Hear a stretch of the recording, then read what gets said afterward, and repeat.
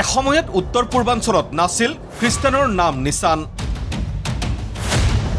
1901 চনত 6.1% খ্ৰীষ্টান থকা মিজোৰামত এতিয়া 90% হ'ল খ্ৰীষ্টানৰ জনসংখ্যা মেঘালয় নাগালেণ্ড সকলোতেই একে ছবি কোনোবাই নিজৰ ইচ্ছাৰে আন ধৰ্মক গ্ৰহণ কৰাৰ বিৰোধিতা কোনেও কৰা নাই আৰু হয়তো নকৰেও কিন্তু যেতিয়া প্ৰলোভনেৰে এটা নিৰ্দিষ্ট ধৰ্মৰ লোকে নিজৰ ধৰ্মত দীক্ষিত কৰে তেতিয়াই তাক ধৰ্মৰ বেপাৰ আখ্যা দিয়া হয়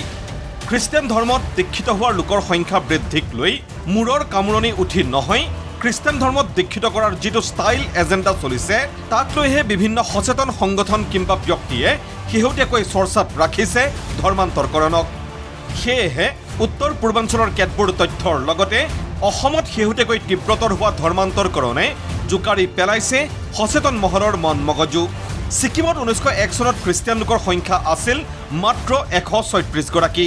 সেইখন ছিকিমত বৰ্তমান খ্ৰীষ্টানৰ জনসংখ্যা 15%। একেদৰে চুবুৰীয়া অৰুণাচল প্ৰদেশত 1971 চনত খ্ৰীষ্টানৰ জনসংখ্যা আছিল 0.7%। সম্প্ৰতি অৰুণাচল প্ৰদেশত খ্ৰীষ্টান লোকৰ জনসংখ্যা 39%। অৰুণাচল ছিকিমৰ তুলনাত মেঘালয় নাগালেণ্ড মিজোৰামত খ্ৰীষ্টানৰ জনসংখ্যা বৃদ্ধিৰ হাৰ অতি বেছি এই ৰাজ্যকেইখনত 5-6% পৰা বৃদ্ধি হৈ বৰ্তমান মেঘালয়ৰ 70%, নাগালেণ্ডৰ 87% আৰু মিজোৰামত 90% খ্ৰীষ্টানৰ জনসংখ্যা অসমো পিছ পৰি ৰোৱা নাই অসমৰ বিভিন্ন জিলাত দ্ৰুত হাৰত বৃদ্ধি পাইছে খ্ৰীষ্টানলৈ ধৰ্মান্তৰিত হোৱা লোকৰ সংখ্যা শেহতীয়াকৈ দক্ষিণ কামৰূপৰ ভেলেৰা তিনিচুকীয়াৰ মৰাণ পৰিয়ালত হোৱা ধৰ্মান্তৰকৰণক লৈ মুখ খুলিছে মুখ্যমন্ত্ৰীগৰাকীয়ে কৈছে ধৰ্মান্তৰকৰণৰ জালত পেলোৱা ৰোগীক খাবলৈ দিয়া হয় টেবলেট মিহলি পানী পেৰাচিটামল থাকেই পানীটোত সেইটো পানীকে পেৰাচিটামল মিক্স কৰি পানীটো খুৱাই দি কয় যে মোৰ বেমাৰটো ভাল হৈ গ'ল হেনুকা কৰিলেতো ভাল নহয় না মিথ্যাচাৰ প্ৰলোভনেৰে দৰিদ্ৰ হিন্দু লোকক ৰোগ নিৰাময়ৰ নামত পৰৱৰ্তী সময়ত ধৰ্মান্তৰিত কৰাৰ এই প্ৰক্ৰিয়াক লৈ জনগোষ্ঠীয় ৰাইজক সচেতন হোৱাৰ আহ্বান মুখ্যমন্ত্ৰীৰ সম্প্ৰদায় বা জনগোষ্ঠীয়ে নিজক এই ধৰণৰ শক্তিৰ পৰা বচাই ৰাখিব খুজিছে কোনোবাই মনেদি খ্ৰীষ্টিয়ান ধৰ্ম লয় তাত কোনো আপত্তি নাই কোনোবাই মনেদি হিন্দু ধৰ্ম লয় তাত কোনো আপত্তি নাই কোনোবাই মনেদি মুছলমান ধৰ্ম লয় তাত কোনো আপত্তি নাই কিন্তু বেমাৰ ভাল কৰি দিম এইটো কৰিলে বেমাৰ ভাল হৈ যায়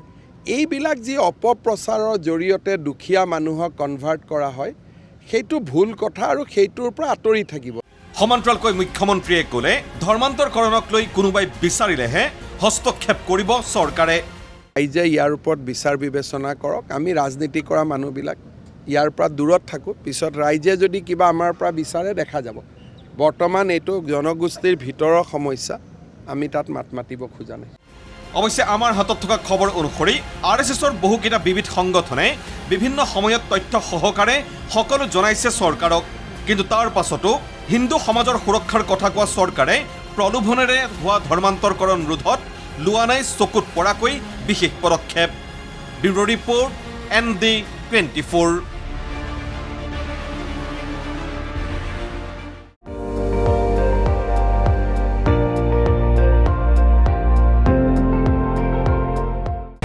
আপুনি চাই আছে ND24 সৰ্বশ্ৰেষ্ঠ নহয় সৰ্বোত্তমৰ দৌৰ